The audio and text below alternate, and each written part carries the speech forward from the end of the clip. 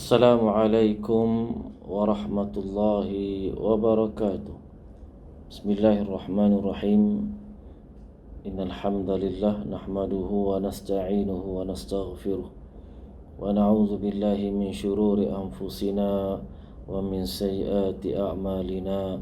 May yahdihillahu fala mudilla lahu wa may yudlil fala hadiyalah. Asyhadu an la ilaha illallah wahdahu la syarika lah wa asyhadu anna sayyidana Muhammadan abduhu wa rasuluh.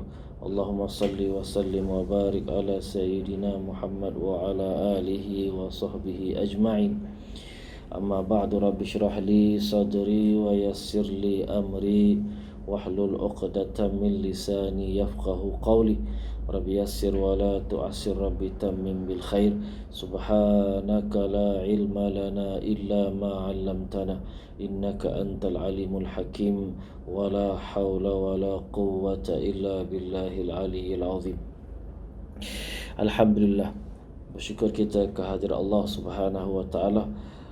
Dengan taufik hidayahnya, sekali lagi kita diberi kesempatan untuk kita bersua pada hari ini di alam maya, dan kita merasakan betapa pantasnya, betapa cepatnya masa berlalu. Subhanallah, dah seminggu kita berlalu. Kita ketemu minggu lepas dan sekarang ni kita dah bertemu pada minggu ini. Dah seminggu, masa berjalan pantas, begitu pantas, begitu cepat, masya-Allah. Alhamdulillah, mudah-mudahan pertemuan kita demi pertemuan mendapat rahmat daripada Allah Subhanahu wa taala, mendapat keampunan daripadanya, dan juga mudah-mudahan Allah terus memberi kita hidayahnya, taufiknya, inayahnya, sehingga kita dapat melaksanakan tanggungjawab sebagai seorang hamba Allah sehingga akhir hayat kita, insya-Allah. Tuan-tuan, puan-puan yang saya muliakan, minggu lepas kita telah membicarakan betapa pentingnya seorang mukmin sentiasa mengingati kematian.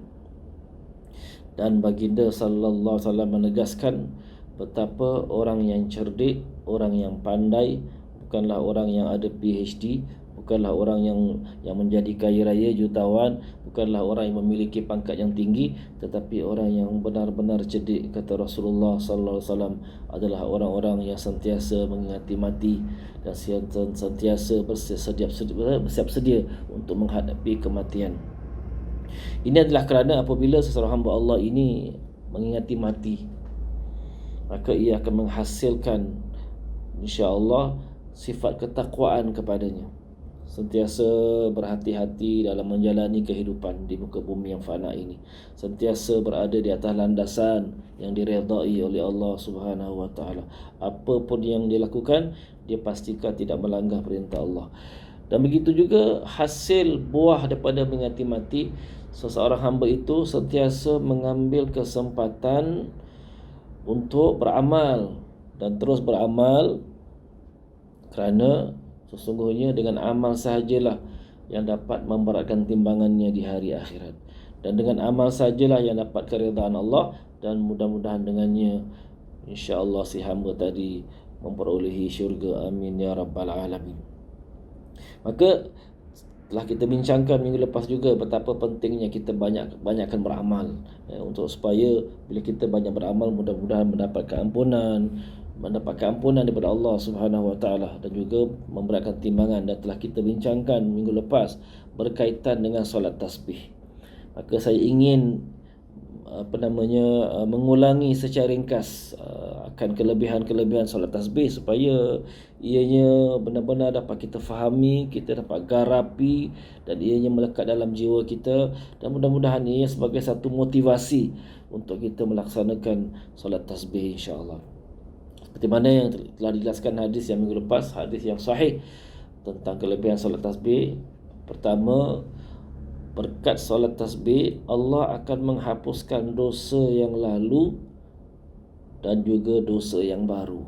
Masya-Allah, dosa yang lama, yang lalu, yang telah kita lakukan, dan juga dosa yang baru kita lakukan, akan diampunkan oleh Allah dosa kita. Amin, masya-Allah. Yang kedua, Allah juga akan menghapuskan dosa yang kita sengaja lakukan dan juga yang tidak sengaja. Ini banyak berlaku dalam kehidupan kita. Dan yang ketiga, Allah akan menghapuskan dosa yang kecil dan dosa yang besar. Masya Allah. Bukan saja dosa kecil, dosa besar pun diampunkan oleh Allah Subhanahu Wa Taala.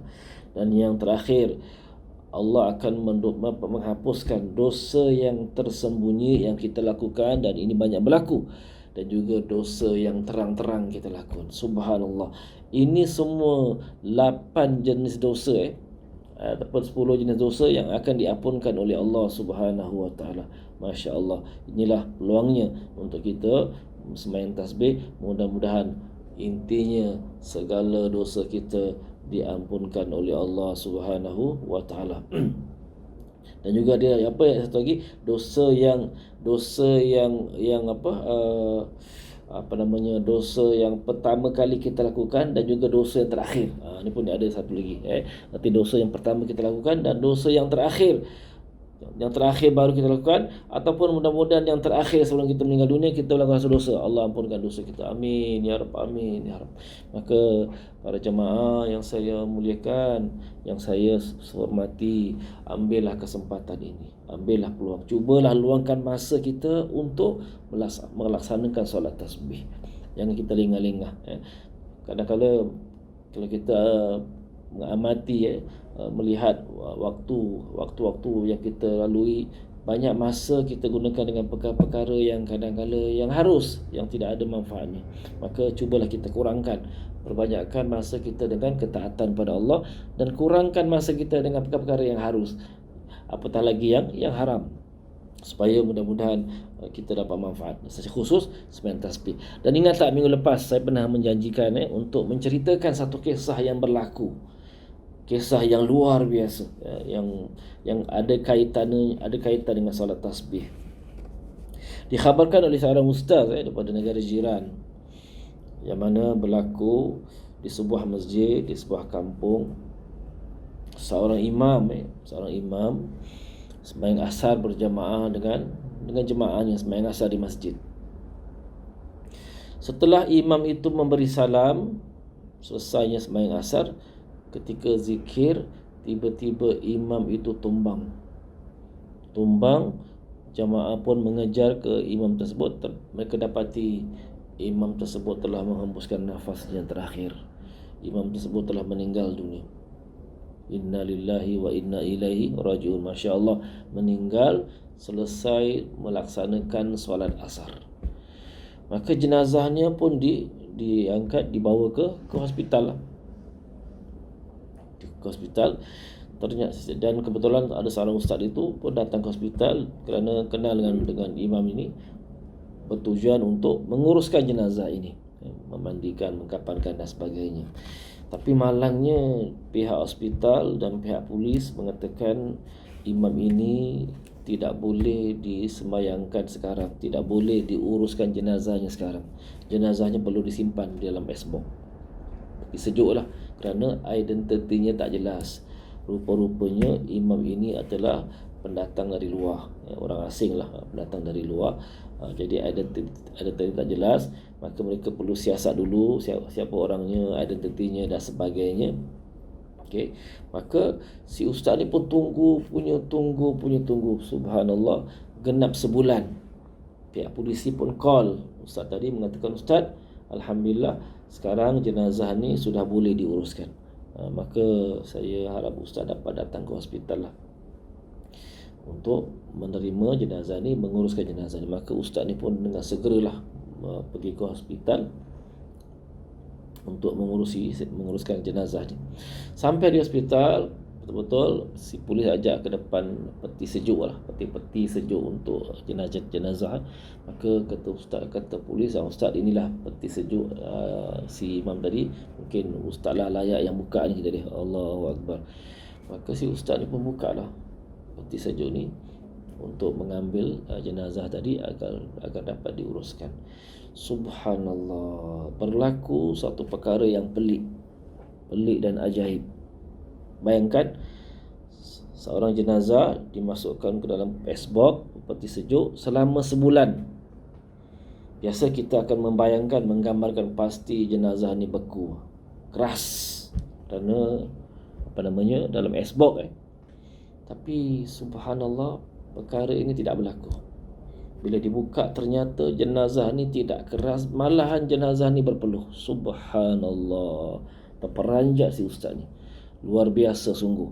Dah sebulan dalam esbok, ternyata tidak keras, tidak beku, tetapi malahan berpeluh. Masya Allah. Subhanallah. Kita lihat ini, subhanallah, di antara tanda-tanda husnul khatimah. Pertama, dalam sebuah hadis, Nabi sallallahu alaihi wasallam bersabda, "Idza aradallah bi 'abdin khaira ista'malahu." Qalu, "Wa kaifa yasta'miluhu?" Qala, "Yuwaffiquhu li'amalin salih qabla mautih." Yang bermaksud, sesungguhnya apabila Allah inginkan seorang hamba kebaikan, maka Allah memberi hamba ini taufik untuk beramal, terus beramal. Ista'malahu, arti Allah gunakan dia untuk beramal. Maka bertanya para sahabat, "Ya Rasulullah, macam mana Allah gunakan dia untuk beramal?" Maka kata sabda Nabi sallallahu alaihi wasallam, Allah telah memberi dia taufik untuk beramal amalan yang soleh sebelum dia meninggal. Dan imam ini subhanallah selesai saja sembahyang asar terus tumbang. Maknanya dia baru selesai beramal amal soleh. Allah memberi taufik kepadanya untuk sembahyang asar berjamaah, menjadi imam, kemudian setelah sembahyang ditumbang. Itu satu petanda husnul khatimah. Yang kedua, tanda husnul khatimah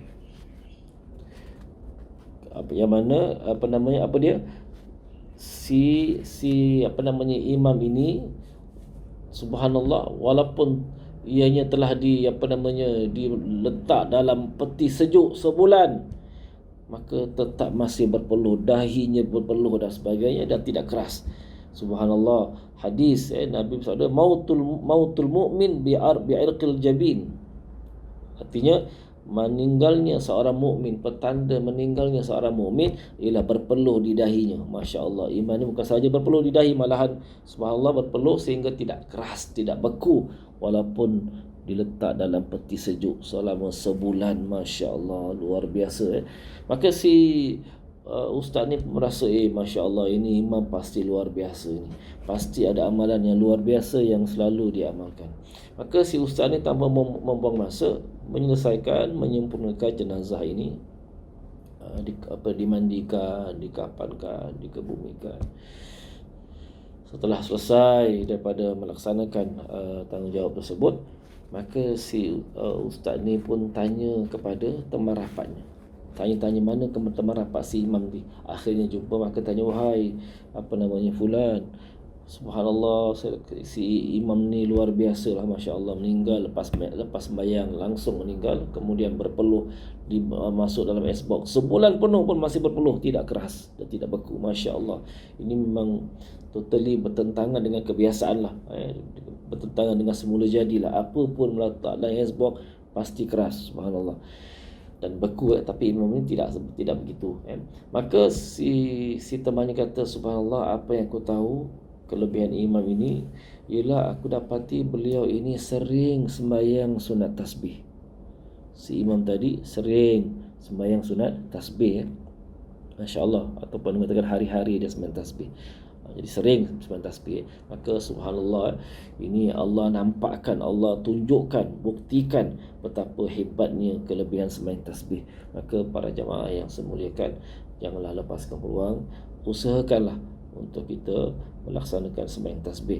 Mudah-mudahan kita mendapat ganjaran yang besar di sisi Allah, dan mudah-mudahan dengan berkat sembahyang tasbih Allah anugerahkan kita husnul khatimah. Amin ya rabbal alamin. Alhamdulillah. Maka sebelum kita berakhir, ingin saya terangkan secara ringkas tentang sembahyang tasbih, supaya secara yang mudah, yang ringkas, supaya kita mudah faham dan mudah-mudahan kita mudah beramal. Jadi saya sarankan setelah kita dengar dan kita faham, kalau boleh terus kita beramal supaya ilmu tu melekat dan tak lupa. Tapi bila kita dah dengar, dah faham, nantilah belum sempat lah, tunda, akhirnya kita akan lupa. Okey, secara ringkas, sembahyang tasbih ini bilangan rakaatnya adalah 4 rakaat. Bilangan rakaatnya 4 rakaat. Jadi apabila kita melaksanakan sembahyang tasbih pada siang hari, maka hendaklah kita sembahyang 4 rakaat 1 salam. Kalau kita sembahyang tasbih pada siang hari, kita sembahyang tasbih 4 rakaat 1 salam. Adapun apabila kita sembahyang tasbih pada waktu malam, maka kita sembahyang 2 rakaat salam, 2 rakaat salam. Itu kita kena jelas. Siang 4 rakaat 1 salam, malam 2 rakaat salam, 2 rakaat salam. Okey, seperti biasa, sebelum kita sembahyang kita jatuhkan niatlah ketika takbiratul ihram ataupun kalau di sisi mazhab Syafi'i kita sebut saja aku sembahyang sunat tasbih 2 rakaat kerana ta'ala, atau dalam bahasa Arabnya usalli sunat tasbih kalau sembahyang siang hari 4 rakaat, kalau siang hari kalau malam hari 2 rakaat kerana Allah Taala. Lepas tu kita takbir Allahu Akbar, sambil kita bertakbir kita jatuhkan niat. Okey. Kemudian caranya sangat mudah. Setelah kita takbir Allahu Akbar, kita baca doa iftitah. Doa iftitah yang biasa kita lakukan, Allahu Akbar kabira sampai habislah. Okey, baca doa iftitah. Setelah kita membaca doa iftitah, kita membaca tasbih subhanallah walhamdulillah wala ilaha illallah wallahu akbar wala haula wala quwwata illa billahil aliyyil azim. Kita baca 15 kali. Kemudian kita baca suratul Fatihah. Membaca surah Al-Fatihah. Setelah kita membaca suratul Fatihah, kita baca surah. Nanti akan terangkan surah. Baca surah. Lepas baca surah, kita baca tasbih lagi. Tasbih yang sama. Subhanallah walhamdulillah wala ilaha illallah wallahu akbar wala haula wala quwwata illa billahil aliyyil azim. Jadi kita baca tasbih, selepas baca surah, baca 10 kali. Jadi untuk mudahkan, kita boleh kira dengan jari-jari jemari kita. Pergerakan yang dimaafkan jari jemari untuk mengira jumlah tersebut. Lepas itu kita pun Allahu Akbar, kita rukuk. Rukuk kita baca subhana rabbiyal azim wa bihamdi 3 kali. Kemudian kita baca tasbih subhanallah walhamdulillah wala ilaha illallah wallahu akbar wala haula wala quwwata illa billahil aliyil azim. Kemudian sami Allahu liman hamidah rabbana walakal hamd sampai habis. Kemudian kita baca tasbih lagi subhanallah walhamdulillah wala ilaha illallah wallahu akbar wala haula wala quwwata illa billahil aliyil azim. Baca 10 kali. Kemudian Allahu Akbar, kita sujud. Sujud yang pertama kita baca macam biasa subhana rabbiyal a'la wa bihamdi 3 kali. Kemudian kita baca tasbih subhanallah walhamdulillah wala ilaha illallah wallahu akbar wala haula wala quwwata illa billahil aliyyil azim. Kemudian baca 10 kali. Kemudian Allahu Akbar, Rabbighfirli warhamni wajburni warfa'ni warzuqni wahdini wa'afini wa'fu anni. Kemudian kita baca subhanallah walhamdulillah wala ilaha illallah wallahu akbar wala haula wala quwwata illa billahil aliyil azim. Kemudian Allahu Akbar, kita sujud yang kedua. Baca subhana rabbiyal a'la wa bihamdi 3 kali. Kemudian baca tasbih yang tadi subhanallah walhamdulillah wala ilaha illallah wallahu akbar wala haula wala quwwata illa billahil aliyil azim. Jadi kesimpulannya total semuanya 75 tasbih. Jadi 4 rakaat jadi 300. Maka naiklah rakaat yang kedua, sama caranya. Lepas kita takbir, tak baca iftitah lah rakaat kedua, terus baca subhanallah walhamdulillah wala ilaha illallah wallahu akbar wala haula wala quwwata illa billahil aliyil azim 15 kali. Kemudian baca Fatihah, kemudian baca surah, kemudian baca tasbih lagi 10 kali, barulah rukuk dan seterusnya. Okey, ini cara tasbih. Kemudian sekiranya umpamanya ketika kita sembahyang tasbih, umpamanya kita tertinggal terlupa, alamak tadi aku baca 12 kali, kemudian lepas surah aku rukuk, terlupa, maka kita boleh cover balik jumlah tu ketika rukun-rukun yang lain. Ketika rukuk kita boleh tambah lah untuk menyempurnakan bilangan yang kurang. Okey. Jadi itu dia punya apa kemudian tasbih. Kemudian ada pun surah-surah yang digalakkan. Sebenarnya dalam kitab apa namanya karangan Hidayatus Salikin ada sebut surah-surah yang panjang-panjang, surah Mulk, surah Yasin dan sebagainya. Saya rasa itu mungkin agak payahlah, maka saya ambil surah-surah yang mudah yang biasa kita hafal. Jadi rakaat pertama lepas membaca Fatihah kita baca surah Wadduha, Wadduha wal laili idza saja. Kemudian rakaat yang kedua lepas Fatihah kita baca Al-Insyirah, Alam Nashrah sampai habis. Kemudian rakaat yang ketiga lepas baca Fatihah kita baca Inna a'tainakal kautsar. Kemudian rakaat yang keempat kita baca An-Nasr ataupun Al-Ikhlas pun boleh juga. Okey.